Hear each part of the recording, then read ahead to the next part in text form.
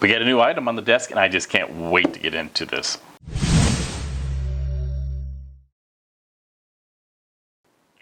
So what I've got here is a Founders Edition 3070. So I want to say thank you to NVIDIA. Thanks so much. I know these cards are really hard to come by. Really appreciate it and giving us a chance to take a look at one of these. We did look at the 3090 from Zotac. That had to go away. Yes, I know. Oh, do you keep it? Not all the time, you know. It depends who you are, of course. If you're like, you know, if you're Jay, or if you're Linus, you know, or if you're Paul or Bitwitz, you know, Kyle, all those guys. Yeah, they probably get them hand delivered to them. But you know, for everybody else, you're on a list. Some people make it, some people don't. But thank you so much for allowing us to do this. Of course, we're going to do some testing on this, show you guys what we come up with on that side of it. But let's get into the box. I'm getting really excited to get into the box. So let's get into it. That's a really good box. Holy smokes, is there something in here? No? Okay, that's a really heavy-duty box. Ooh, look at that. Nice. Look at that. Kind of like, it's like more of like a display. So I guess if you're paying that much money, you know, they make sure you want to get it right. But you want to know what's the weird thing is that I just noticed? Where's the static bag? You get it from anybody else, you get static bags. This is just in a high dense foam. No static bag. Wow. All right, so let's take a look at this thing. Actually, you know what? It's not that bad in weight. Feels like just about any other card. I like the size. Of course it's a little smaller than the 3080 and the 3090, right? Because you only got 2 fans instead of the 3 fans. So I kind of like that part of it too, because this would go great in a little mini PC. So like if you got an ITX build that you're building up or something, this would be perfect for that. Oh yeah. But it's very nice. You can see it's still got the same kind of characteristics as the larger brothers. But this only got the 2 fans. Still got that nice silverish matte on the outside of it. The fans, same design. Yeah, same airflow going through. Wow. So looking at this, I can see that definitely this is all fan. And this is just the card. So they've reduced a graphics card that much before. Because as you guys know, before is, and all the other cards that you've seen or probably have right in your system now, I mean, usually from here all the way to the end is nothing but card.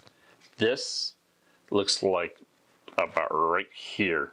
It's from here to there is all card. All fan. That's huge improvements. Of course, the all-important question, right, is like, well, how many pins does it have? It does have the 12 pin. So it's right in the middle. Which, okay, you know, something different, but that's going to be the Founders cards. There always seems to be a little different. So it is a 12 pin and it is right in the middle. So my next question is going to be, do we have an adapter? And I'm guessing that we do. All right, so inside the box of the box, we have another box. So let's take that out. I'm guessing this has got to be where the power connector is at. And I am correct. So of course you have your warranty cards and your quick start guides and all that little stuff. Whatever. But we do have the cable here. So this is an 8-pin to 12-pin. So it is 8 to 12. Boy, I sure wish the cable was longer though. All right.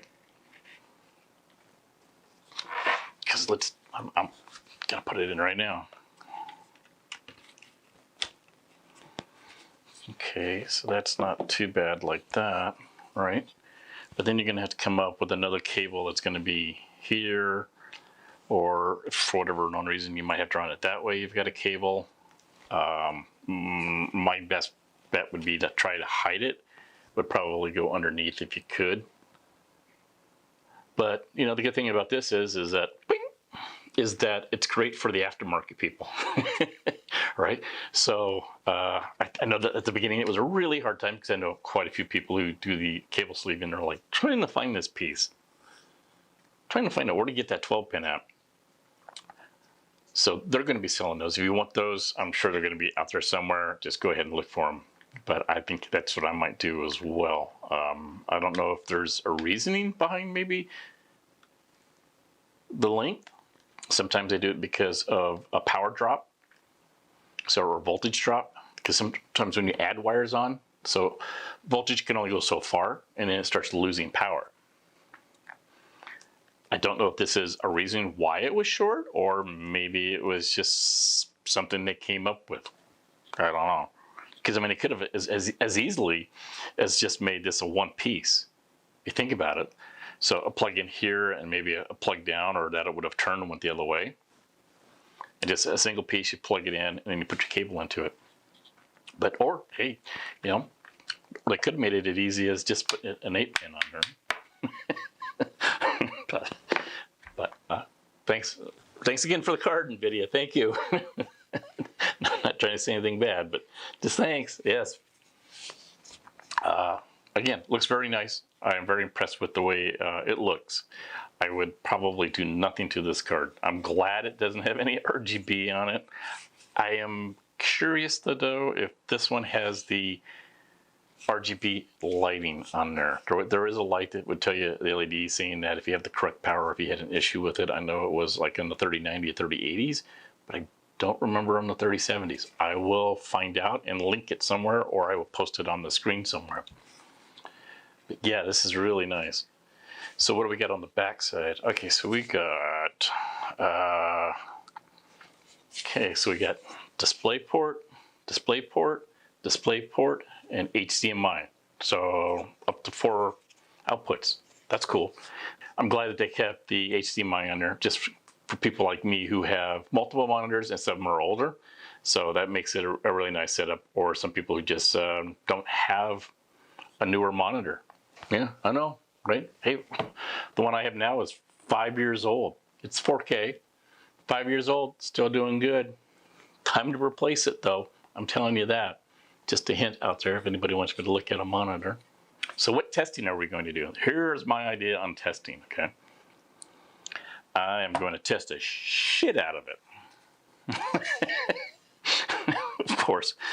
So what is my idea on testing? My idea is, again, I try to do stuff that's in the real world kind of atmosphere kind of stuff. So I'm just like you guys. I enjoy this stuff, and I don't go out and do the latest and greatest stuff. So when I do get a chance to get something like this, I think it's awesome and it's great. So thank you. But I'm going to test it, the 3070 against, of course I have to test against a 2070, which I happen to have. And then I'm going to test it against a 2080. And then I'm also thinking about, I'm going to test against a 1080 and a 1070. So what I want to see is how much there is of a growth between the generational of the cards. I mean, of course we already kind of know, but I really want to see what the difference is. And what is going to be the best advantage for somebody that's moving up? You know, is it going to be a huge advantage going from a 1070 or 1080 to a 3070? Or is it going to be a small advantage? Or if you're in the 2070, 2080 range, what is that kind of generation gap? How much is there? So I'm really excited to try and do that. So I have a lot of testing to do. I mean, you know, oh, you got to run benchmarks. You don't realize how long it takes to do benchmarks. Okay? It takes a long time, and there's a lot of prep, and there's a lot of setup when you got to do, you know, 30 some test bench runs. Then you got to calculate it, and you got to spreadsheet it. Look at him, he's bitching about what he's got to do and to get this free shit.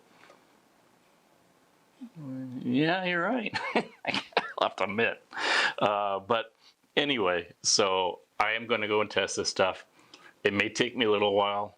If you want to hang around and wait on me, you're more than welcome to do it. So what makes the RTX 3070 so special? The GeForce RTX 3070 delivers incredible performance and features including NVIDIA Reflex and Broadcast for only $499 US.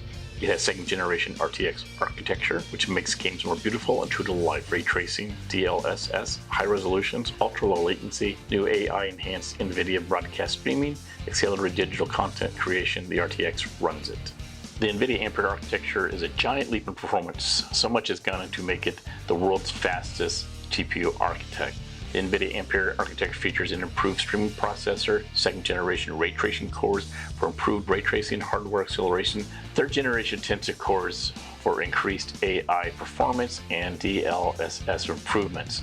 For the RTX 3070, the board was designed with an independent push fans. The left fan pushes hot air out of extra large bracket vents, while the other fan pushes it up naturally towards the top of the case and out. An individually shaped fins direct airflow for better cooling. The exposed fin stack visually elevates functionality, enhances the airflow-centric design. Together with the unibody frame, this offers maximum rigidity. The design also includes a compact PC and high-density layout that are enabling for future-looking 12-pin connectors, allowing more space for airflow through the cooling fins, which in turn reduces the hot air circulation. The 3070 also includes support for PCI Gen 4, allowing more bandwidth for detailed textures to build more complex worlds.